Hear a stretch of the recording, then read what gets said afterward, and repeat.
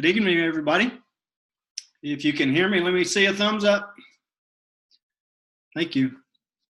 Well, welcome back to week 5 Zoom session for EDL 700, creating professional learning communities. As we've done every week so far, I'll start out with a few comments and then get to your questions if you got them, and we'll banter around if you have the desire. Let me start out by apologizing to you. I've had the creeping crud for the last couple of days, and so I don't sound like myself. I don't cognitively, I don't know that it's had any negative impact on me yet. And I don't, I guess the good news is that we can have this in a digital environment, and the bad news is if we were face to face, you'd get a walk tonight. But although I don't think I'm contagious digitally, but my dad accused me this afternoon of sending it to him via text message 100 miles, so maybe it does transmit. Remember, please, a reminder that we will not have a Zoom session in week 7.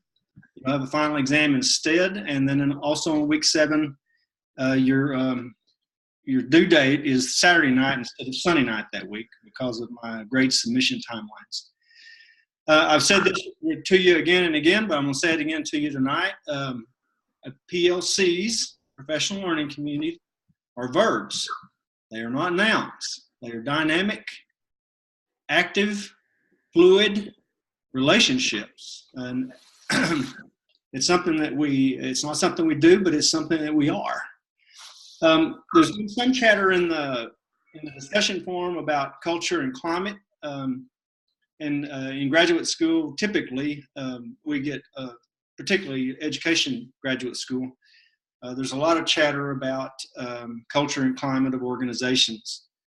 I say particularly in education. I don't know about the other professional fields. I'm assuming they probably have the same kinds of conversations. But just for your information, when I think about culture, I think it's those embedded beliefs and norms, particularly habits that the organization operates. And the climate is actually the outward manifestation of the culture of the place. So when you walk into a school, it has a feel, a look, smell, and a feel about it. And if you haven't had opportunity to visit a lot of campuses, I encourage you to do it because it's very informative. Because every campus is just like a different human being. They have their own quirks. They have their own habits. They dress up in a particular way. They respond to things in a different way. And it's quite fun. But you have felt the effects of climate. For instance, there's quite a bit of difference if you fly Southwest Airlines and you fly American Airlines. There's a completely different feel to that, and that's the climate. But that climate is the manifestation, the outward manifestation of the culture of the organization. The Goldman article, the Daniel Goldman article, seemed to resonate with quite a few of you, and in that he told the story about a professional golfer choosing particular clubs for particular shots.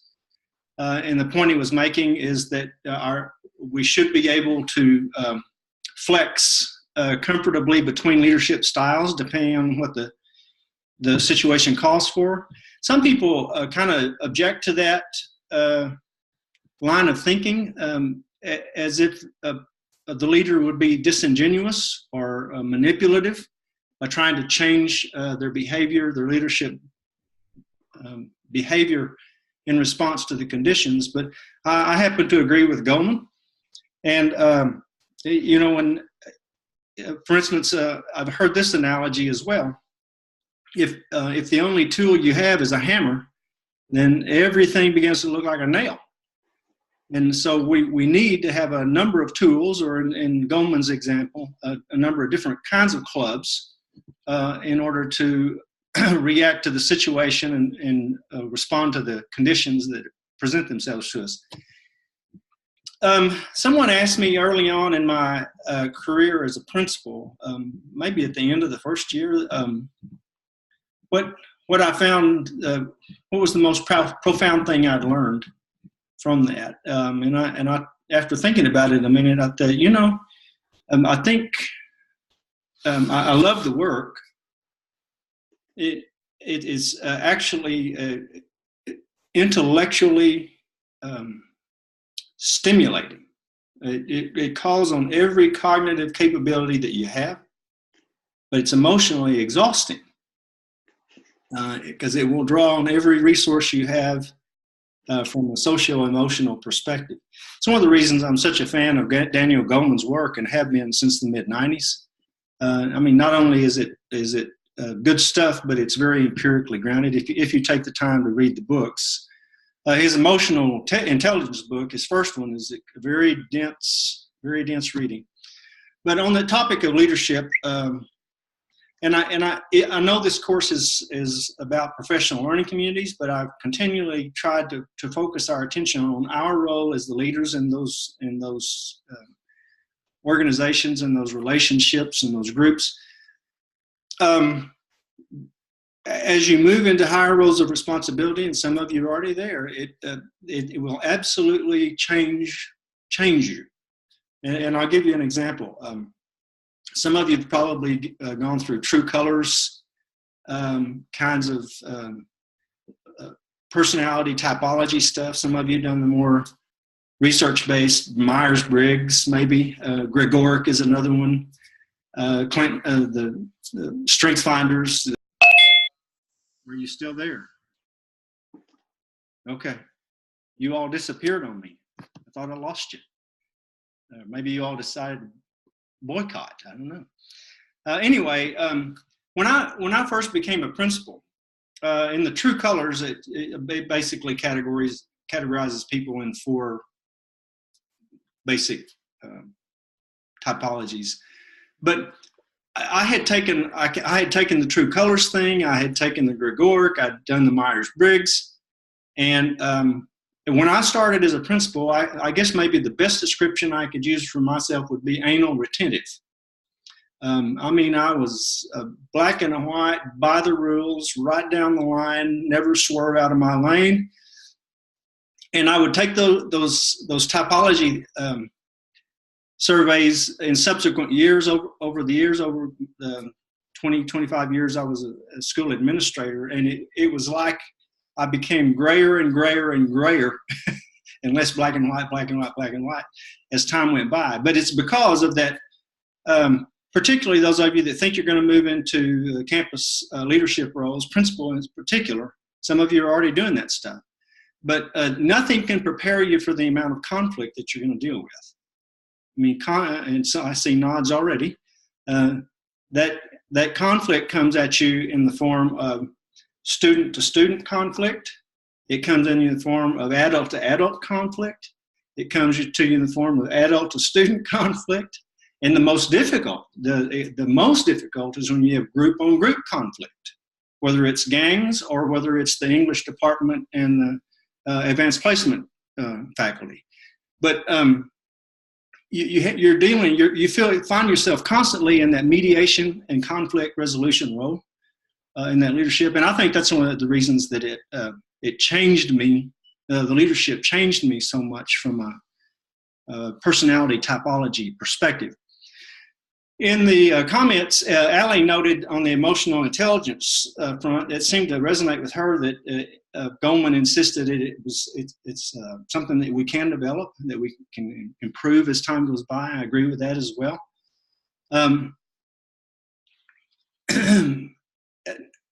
And we've had some conversations about this already. Here's one of the questions I asked if I were doing a breakout conference with you or a session with your faculty.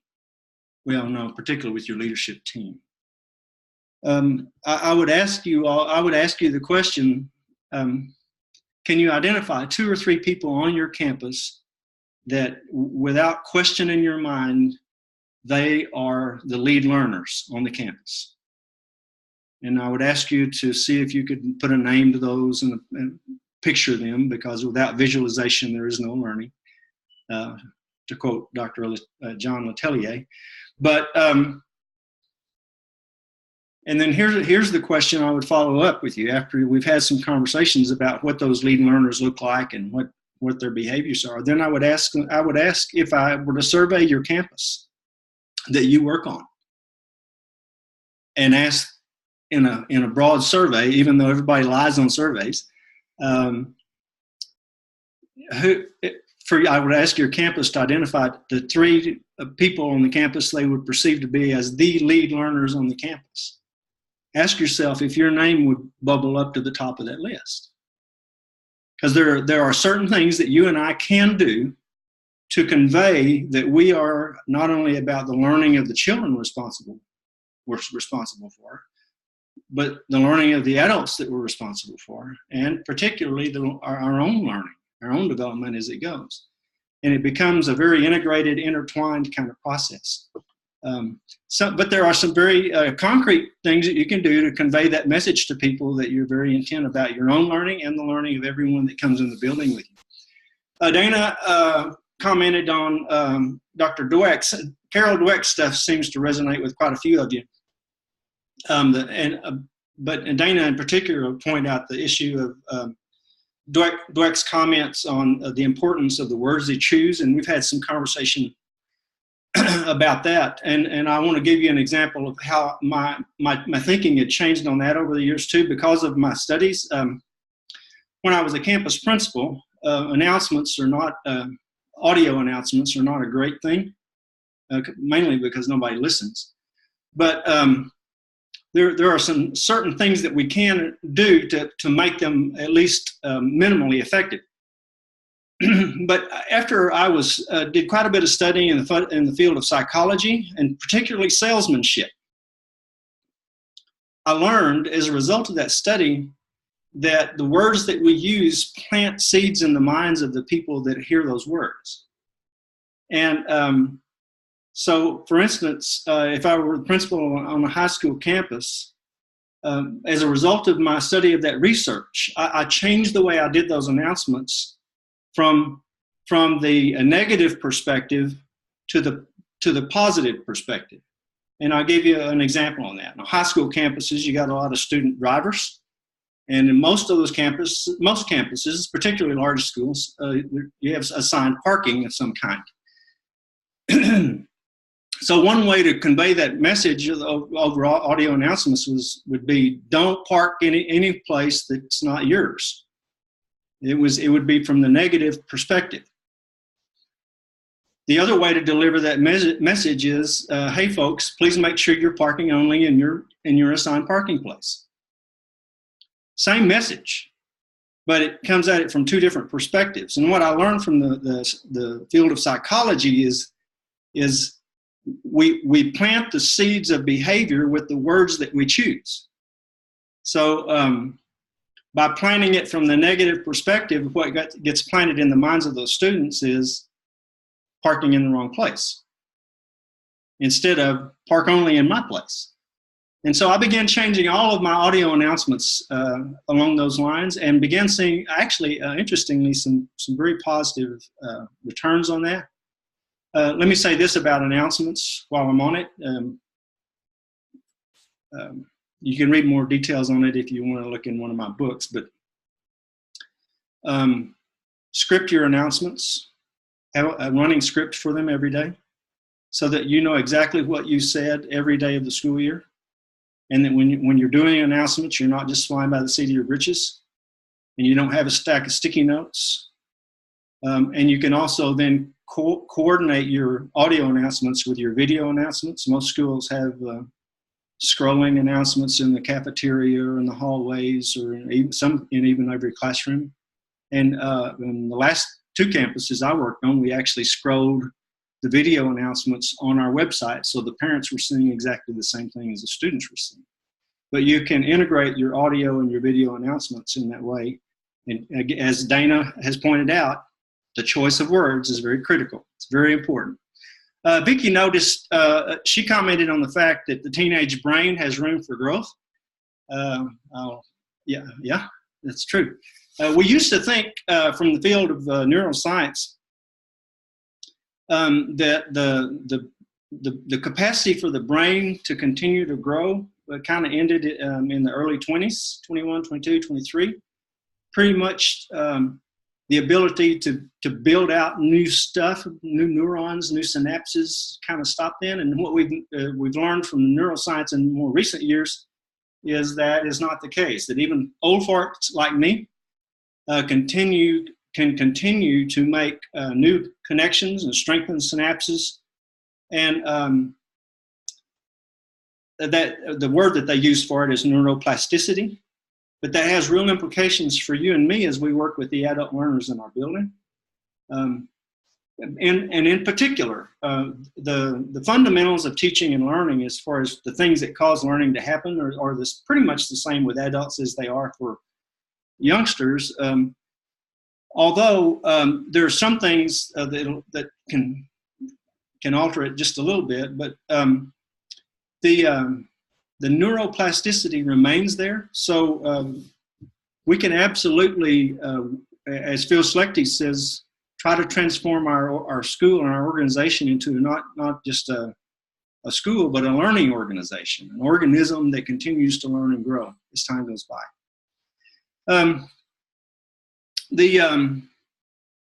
By the way, that's exactly what PLCs are. It's the combination of a group of brains working on some specific kinds of topics and growing and learning around those topics, trying to discover the problems and then trying to craft solutions to those. On the topic of mindset, when I was reading your comments about that, it made me think of Dr. Ken Blanchard's works, who is a prolific writer on the topic of leadership, and I think I mentioned his name to you before, but Dr. Blanchard talks about our leadership succession moving along this kind of a continuum, that you start out as a novice, and then you move into the apprentice kind of role, and then with practice and guidance and good mentorship and a fair number of crappy decisions along the way that don't kill you, you end up becoming a master of that craft. And then as you get older and older, like me, then if you've made taken enough corrective measures in your poor decision making, you can eventually achieve what Dr. Blanchard calls expert role. But at every step along that way, novice, apprentice, master, and expert, he insists that we need good mentors in the process. And some of you are already in the internship program. So you'll have to have a mentor as you're taking our classes. But even beyond your master's degree, find a small cadre of mentors that you can rely on. When you're dealing with something that's really sticky and tough, it's the kind of people that are not going to tell you what to do, but they're going to help you talk through the problems and talk through your options. And the wisest ones I know will generally end the conversation with, "Hey, I'm glad you're making the decision and I'm not. I don't judge. I'll support you however you decide to go." From the Johnston slide deck that you looked at, she mentioned world-class performers, and it reminded me on the topic of announcements. When I was a high school principal, I typically in our announcements I talked about insisting that our school be a world-class high school. And both adults and students would raise their eyebrows at me like, you're an idiot. Every school can't be world class. And my response to them was always, tell me why not. Tell me what would keep us from being a world class high school. And one of the things I embedded in those announcements, and this will probably confirm to you how crazy I am, but I would make the point that when I would make announcements to those high schools that it was our intention to deliver a world-class education to those students, and that if any of those students didn't feel like they were getting a world-class education in any portion of that building, to stop me in the hallway and let me know. And that raised a few eyebrows among the adults, believe it or not. But I hammered away on that message because I was absolutely convinced that that was the only way for us to move toward a world-class kind of status. Daniel Pink's podcast interview. I love Daniel Pink, and the book that he was referencing mostly in that thing was To Sell Is Human. The first book of his that I read was called Whole New Mind, and it was an excellent work as well. But in those comments in that podcast, he talked about mimicry, and I want to mention this to you. And again, it cuts back to some of that psychological research and the research around influence. Actually, in the research, it's called mirroring and not mimicry. But you'll see it a lot of times. If you were to assemble up a group of school superintendents or business CEOs, you would see them chatting with one another. And if you were to see Nelson chatting with Beverly, we would be talking about business or golf or whatever it is that was of interest to us. But I'm talking to Beverly, she's talking to me, and we're watching each other. And if Beverly moves her hand to her face, then in not very much after that, somehow or another, I end up moving my hand to my face. I'm mirroring. If Beverly crosses her arms, then shortly and very subtly, I end up crossing my arms. If Beverly props and stands straight-legged on one leg and very relaxed on the other one, then I end up mirroring that physical behavior. And what the psychology tells us, the field of psychology tells us, is that it's a very subconscious thing that's going on. And by the way, Beverly's doing the same thing with me. Right, it's like the mirror.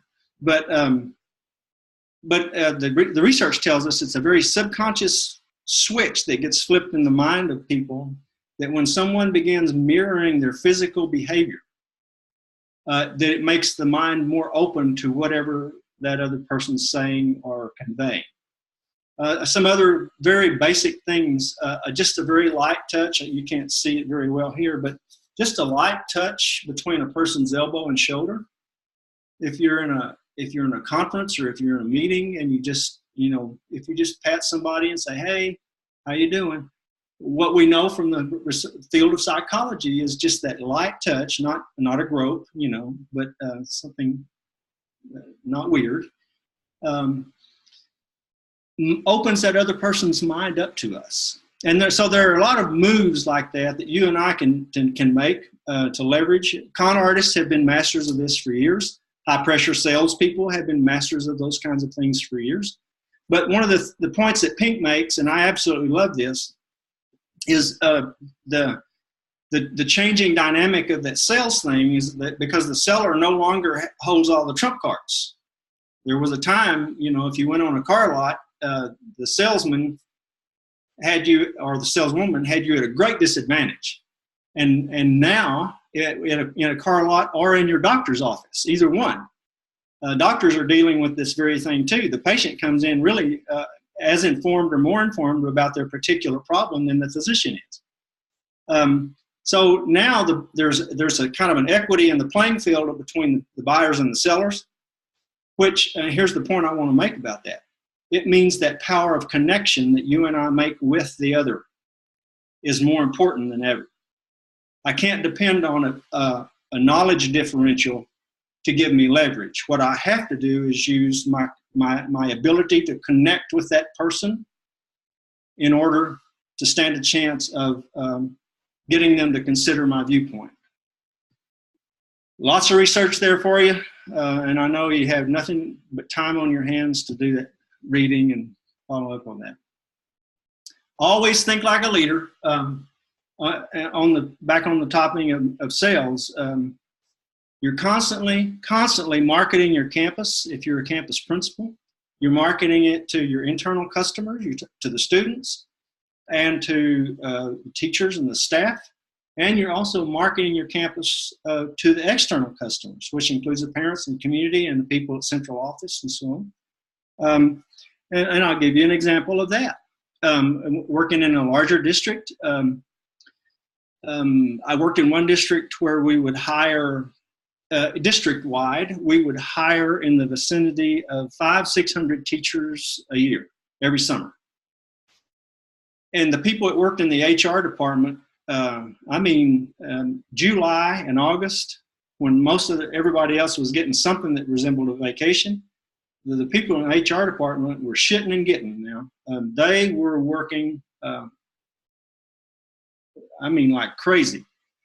And so what I would do as a campus principal, every time I went to central office, I would go see my boss, the assistant superintendent that was over me, but I wouldn't just walk out of that building. Then I would start making my way through the building and speaking to the people in every department, and not just the director of HR, but the people that work at the front desk, and the people that actually do the criminal background checks, and the people that do the certification checks. I would know I made it a point to know their name and speak to them very pleasantly and not bring a problem, because I was marketing my campus, because I wanted all those people at central office, when my name showed up on their phone as an incoming call, I didn't want them to be afraid to pick up that phone, that I was going to be screaming and hollering about some kind of problem. I wanted them to see my name and have good vibes. So I made it on purpose. I made the rounds in central office and spoke to people, and just very pleasantly and briefly. But I wanted them to know the name, and what I was trying to do is build positive relationship between my campus and them, so that when we did need something, they would not think of us as, oh yeah, that's the people that only call when there's something wrong. I wanted to have a good relationship, and that's marketing. That's salesmanship. And I'll give you an example of the fruits of that. At one point, I remember as many of you are, looking for a math teacher, and around the 1st of August, there's never enough math teachers. And I was at my desk about 7:30 or 8 p.m. in the evening. And this was late July, early August. Principal work is pretty hectic in late July. And my phone rang, and I saw that it was coming from central office. And I recognized Barbara's name. Barbara was the certification officer. And I picked it up and I said, "Hey, Barb, you working late?" And she went, "Yeah, I know. Well, it's what we do in HR." And she said, "Hey, I saw that you all are looking for a math teacher." And I said, "Yeah, and we've been having trouble." And she said, "Well, that's why I'm calling. I just want you to know we had an application land this afternoon that I think looks like a pretty good prospect, if you want to follow up on it." Now, I'm pretty sure Barbara didn't call the other 20 middle school and high school campuses at 8 o'clock in the evening to tell them that there was a nice math candidate. I think it was the fruit of the work that I'd done from a marketing perspective. And not that I was trying to manipulate people, but what I was trying to do is create a good, strong relationship and a positive relationship between my campus and the central office folks. On that topic, the why, several of you commented on the why questions that Daniel Pink referenced in that podcast. Be careful. I'm a strong believer, and you already know this, on the power of using good questions to stimulate thinking and thought. Be careful how you use the word why. You can ask a why question that sounds very judgmental and evaluative. Why are you doing it that way? And automatically people will begin to retract a little bit, because you put them in a defensive posture when you ask why in an evaluative kind of perspective. But you can ask a question with why. The why stem in a very inclusive way is, and I'll give you an example. When I would be interviewing for coaches and athletic directors, one of the questions that I would be asking them in any interview you had with me, if you were applying for a coaching or an athletic director position, you would get this question. Why do you think our inclusion of athletics in the educational program is so important? So I'm trying to get them to think about how their chosen stuff, and most of them are just fired up about basketball or soccer, whatever it is they coach. But I'm trying to get them to see how they fit into a much bigger picture, and I want them to be able to articulate the importance of what they teach in those classes to our overall educational endeavor. That brings to mind something else. Dr. Todd Whitaker, a great writer on the topic of principalship and school leadership, but he says induction begins with the interview. You don't hire them and then begin inducting them. You began inducting them with the interview, and that was one of the reasons I used that question that I asked to those people, because I wanted them to understand from the get-go, I'm not looking for just somebody that's going to try to win ball games. I want someone that understands how they fit into the big picture and can articulate it from the holistic education of the child. Dr. Dweck's growth mindset is sort of an offspring, if you will. Well, not an offspring. It couples very nicely with Dr. Phil Schlechty's thoughts on learning organizations. And healthy PLCs are really both of those. Healthy PLCs are learning organizations that have a constant positive growth mindset to them.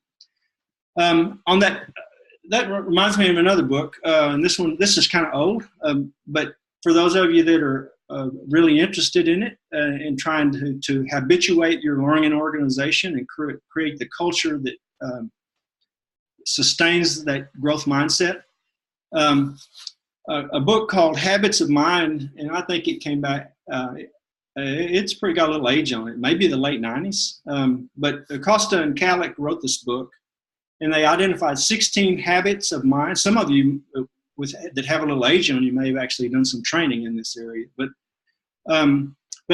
the 16 habits of mind are things like persisting. These days we call it grit. It's the same kind of thinking. Managing impulsivity, which is what Dr. Goleman would call self-regulation. Listening with understanding and empathy, straight out of Stephen Covey's lexicon. Thinking flexibly, thinking about thinking, metacognition. But they list 16 of those kinds of things that fit exactly the kinds of construct that Dr. Dweck talks about in her growth mindset stuff. I'm going to shut down my talking and answer your questions here. I had too many notes for you. Let me reference a few books that I thought made nice connections with our work this week. In particular, I already mentioned Daniel Goleman's book, Social Intelligence. He wrote after Emotional Intelligence, about 8 or 10 years after, actually. Social Intelligence is an excellent work. The seminal work on school culture shaping, the seminal work on that was by Deal and Peterson. It's called Shaping School Culture, and it was written in '99. Just as relevant today as it was then, some 20 years ago.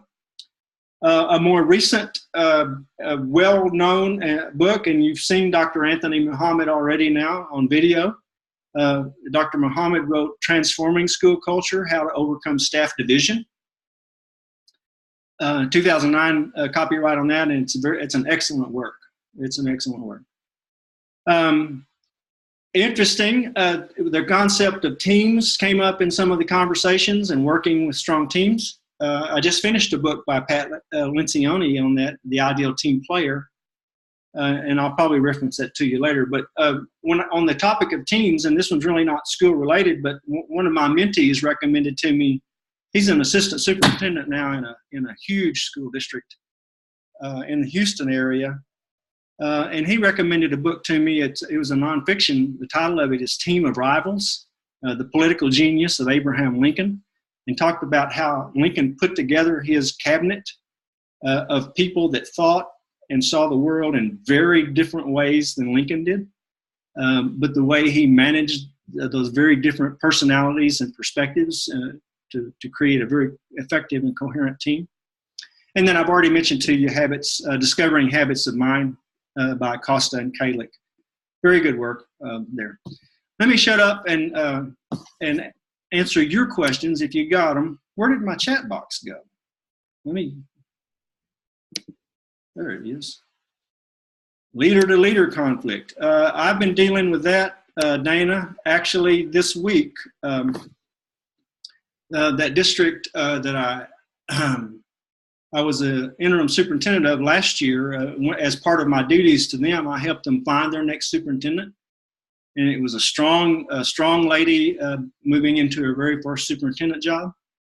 And she and I have been doing quite a lot of conferring this week because she's dealing with that very issue.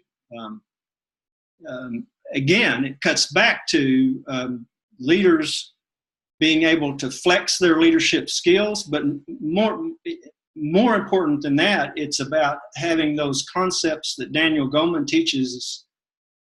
Here I'm preaching to you, I know, but self-awareness, the ability to self-regulate, others' awareness, and the ability to maintain good relationships. Those are really the four pivotal pieces in Daniel Goleman's works and structure. But it's tricky. It's very tricky.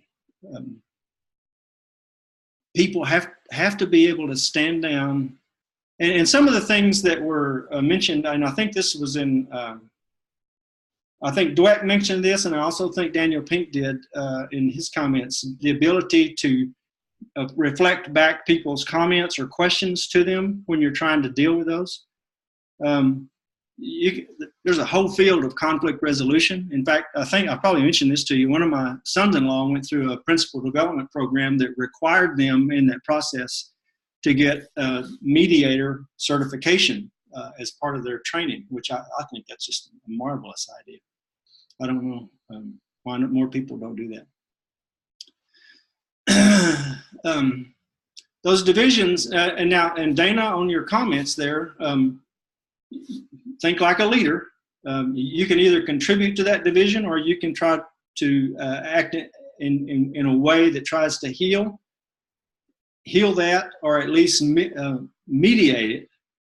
Because when the big people are in conflict, the little people pay a price as well. It always has to come back to what's going on this campus, and then the social interactions that are having either a positive impact on student learning or a negative impact on student learning. And that stuff is, I'm an absolute believer in the contagiousness of those kinds of things.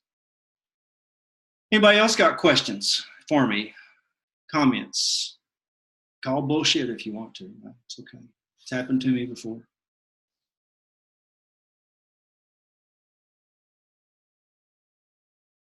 I guess I've been making a mistake every week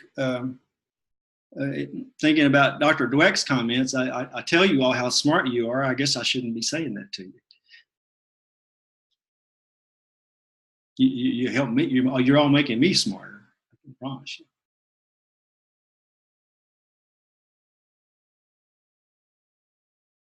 Going on. You had mentioned earlier that you started off as a more of a down by the book type of administrator, and then over the years you realized that you had to have some little gray area. What do you think about having that gray area, but still being surrounded by people that are Black, that are by the book? Yes, and this cuts back to DeMarcus. This cuts back to my comments about that book about Abraham Lincoln and the way he assembled a team of rivals. And I actually first began thinking along these lines when I was an athletic director and a head football coach. I discovered early on in that process that I'm not a hard ass kind of guy, but I needed a whip cracker on the team, and someone that could play that role effectively. I needed somebody on my coaching staff that that was going to be the FCA huddle leader. The guy that was really in tune to the spiritual stuff and was making connections with the kids in that format. I needed a person on my staff that was likely to spend all night, Sunday night, out dancing and drinking, and get to the field house just in time to shave and go to class on Monday morning. because they connected with a completely different subset of kids and did it effectively,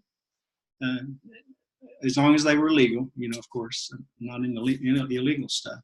But I think you get the point. You need, not only do you need those different perspectives on your team, but if you get a well-functioning team, then those people begin to understand their roles. And so, specifically speaking from a campus principal perspective, you really want an assistant principal on your team that has that rule follower, black and white kind of disposition, and that's the person you want to put in charge of textbooks and facilities, because if whatever textbooks you don't get back at the end of the year, central office is going to make you write a check for.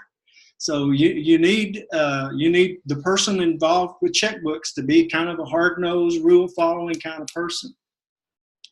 That's just not my natural disposition.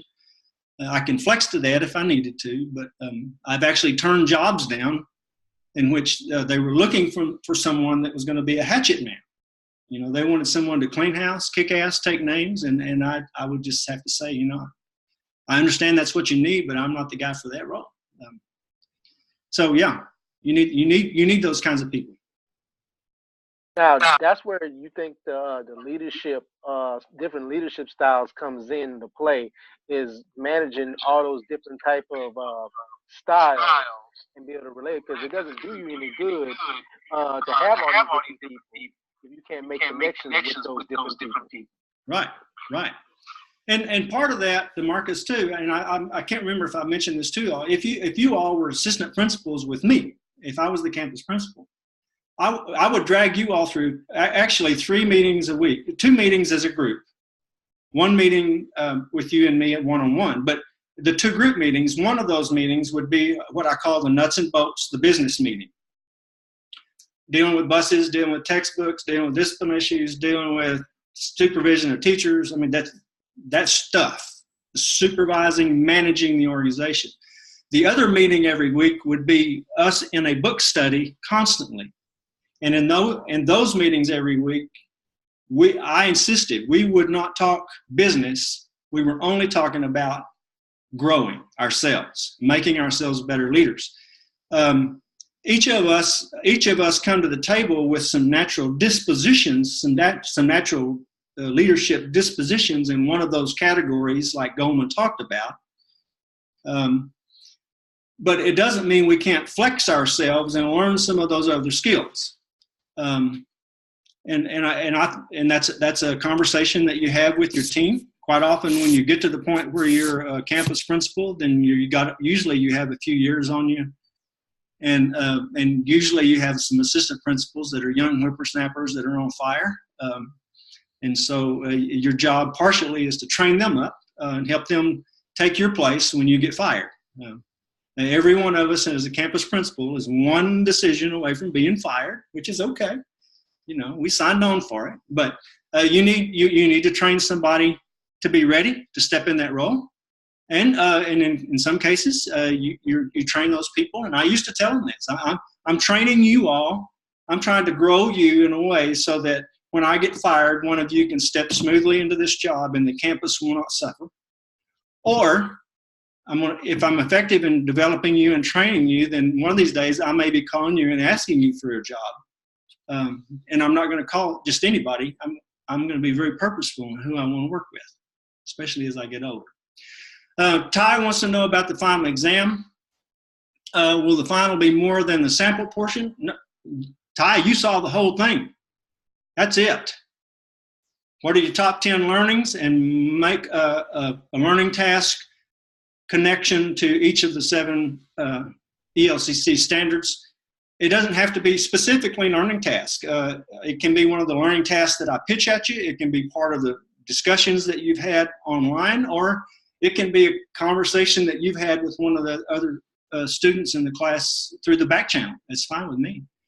I want to see some evidence that you're making a connection to those standards, because when you sit down and take those exams, you better be able to make connections to those standards. Over planning is okay. I mentioned last week, I can't remember if it was this class or the other one, General George Patton said that the first casualty of war is always the battle plan. So go ahead. Yeah, you need a plan. Mardi Gras. Yeah, if Mardi Gras is after at 8:30 at night, I'm out. Other questions if you got them.